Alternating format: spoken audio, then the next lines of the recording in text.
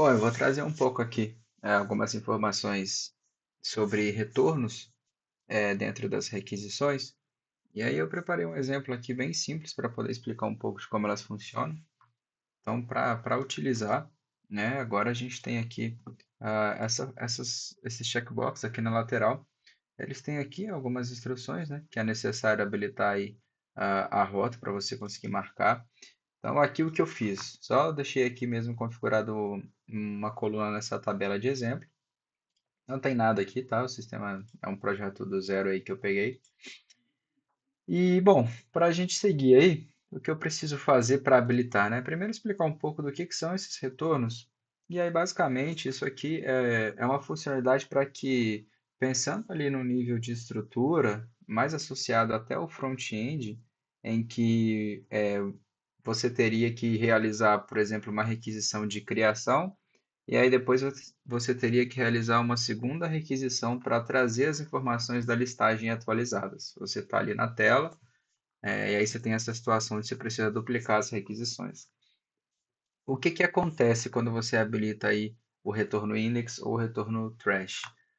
Esses dois retornos, eles são retornos paginados. Então, o que ele faz, basicamente, é te dar o mesmo retorno que você teria ao utilizar a chamada do index. Tá? Então, ele herda aí todos os parâmetros do index também, ou do trash, para que você consiga não só atualizar ou criar o dado ou deletar o dado, mas também ter a lista atualizada de uma página específica com filtros já aplicados, e aí você consegue ter uma série de informações e evita aí duplicar o consumo da requisição. Então, para exemplificar melhor, eu vou habilitar aí as rotas, vou deixar habilitado aqui todas elas, e aí quando eu habilito também o checkbox aí ele fica habilitado.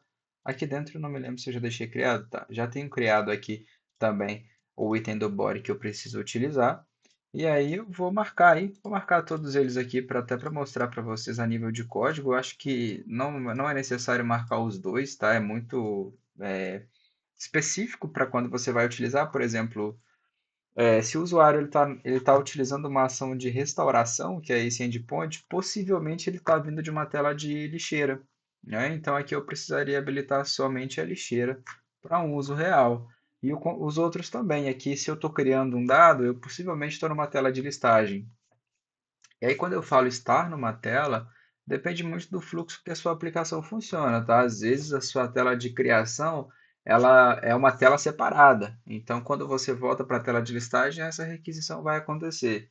Mas imagina ali que você tem uma tela de listagem, quando você tenta criar um dado, ele abre um modal e não uma tela específica. É só um modal ali com dois, três campos, algumas coisas ali que são ações um pouco mais rápidas. E aí sim faz sentido utilizar essa hidratação, né, de informações. Tá bom, salvar os dados aqui. E aí vou vir aqui gerar o código. Eu só tenho aqui mesmo esse exemplo. Então, vou gerar aqui. Eu acho que ele não vai me pedir muitas informações. Possivelmente ele só vai gerar. Eu vou até pausar aqui enquanto ele está gerando, para não tomar muito tempo. Bom, aqui ele gerou todos os endpoints. E aí, antes da gente ir para o teste, eu queria primeiro vir aqui para dentro do código mesmo do projeto para mostrar o que foi gerado. Então, se a gente entrar aqui dentro dos módulos, que é onde ficam as requisições, eu tenho aqui o example, que é a coleção que eu criei, e aí eu tenho todos os endpoints. Então, o que eu posso olhar aqui, por exemplo, se eu vier dentro da Store, eu abrir aqui o serviço, eu vou ver que eu tenho aqui dentro um data key, que seria o carry, né? Seria a minha carry aí, e eu tenho uma carry ali que é return. Esse return ele pode ser um valor index ou um valor trash. Baseado no que eu passei, ele ele me dá esse retorno, tá? Então aqui, se eu não passar nada, obviamente eu vou fazer um retorno normal, né? Fazer o retorno somente do dado criado ali, sem necessidade de chamar aqui qualquer um desses dois serviços para retornar.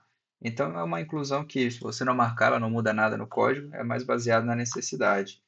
E aí o que eu preciso trazer aqui também, que é muito importante, aqui, como podem ver, o Store, ele herdou todas as carries que eu tenho aqui no index, ó. Então aqui eu tinha todas essas carries aqui disponíveis, que foram criadas automaticamente pelo próprio sistema, E ele herda também, e ele não só herda, como ele inclui a de retorno, né? Porque é necessário você indicar qual tipo de retorno você espera aí para essa requisição.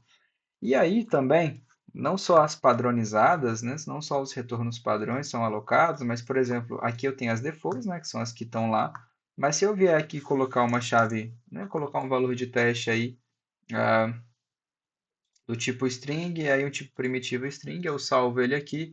Quando eu gerar esse código, ele vai não só colocar essa informação no index, mas também na store. Inclusive, foi a primeira que passou aqui. Então, ele está incluindo isso aqui lá no DTO da store, no campo da query, né? Na chave da query, para que você consiga passar também durante a criação, os mesmos parâmetros que você passa na query, você também pode passar no endpoint de store, porque ele vai ser sempre herdado. Então você não vai ter quebra de endpoint ou de validação por causa disso. Aqui ele está colocando, vou deixar ele colocar aqui em todos primeiro.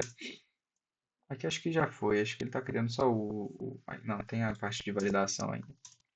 Agora acho que foi. Ainda não. Beleza, agora foi.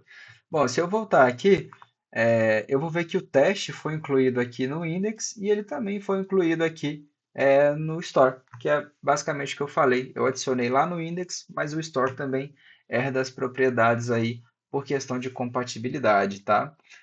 E aí, para a gente fazer um teste aqui final, deixa eu só ver aqui se tem mais alguma coisa. Tem não. Para eu fazer um teste final, eu separei aqui esse endpointzinho aqui de store. E aí eu vou criar um dado aqui. Eu acho que não está rodando, na verdade. Deixa eu só abrir outro terminal aqui. E a gente vai criar alguns dados, tá? Só esperar a API startar aqui. Beleza. Aqui a gente cria uma informação. Aqui eu tenho esse dado criado. Aqui vou criar mais uma. E aí vou criar até mais uma aqui. E aí, aqui eu criei três dados, né? Se eu mudar aqui acho que eu precisaria tirar, né? Mas aqui eu acho que vai ser o suficiente. Se eu vier aqui agora nesses parâmetros e colocar, por exemplo, o return, e aí eu colocar um return index, quando eu chamar aqui a função de criação, por exemplo, eu vou criar o dado 4, ele me retornou não só o dado, mas a listagem completa, tá? Então ele me retornou aqui página, a quantidade de páginas que eu tenho, o count aqui, e isso aqui, ele pode até ser mais amplo, né? Eu poderia passar não só o parâmetro de retorno do index aqui, mas também todos os itens que ele aceita aqui no index. Então, se eu quisesse, por exemplo, passar um limite aqui, eu poderia passar um limite aqui de um por página, por exemplo. Então, aí ele passa a me trazer somente um. Eu criei o dado, né? Não é uma requisição get e nem uma requisição de listagem. Eu criei esse dado e também retornei um item por página aí nesse formato. Beleza? Bom, então a estrutura é essa, tá? Essa é a estrutura de retorno. E aí o mesmo serve também para o retorno trash. Eu não vou mostrar aqui porque é a mesma coisa, tá? Mas aqui você também pode fazer o retorno contrário. Então você pode, né, aqui no destroy, você pode chamar a lixeira para você ter aí as informações de dados deletados também. Beleza? Então é isso. Essa é uma funcionalidade um pouco mais nova, mas também que ela é bastante útil aí para alguns cenários. Beleza? Valeu!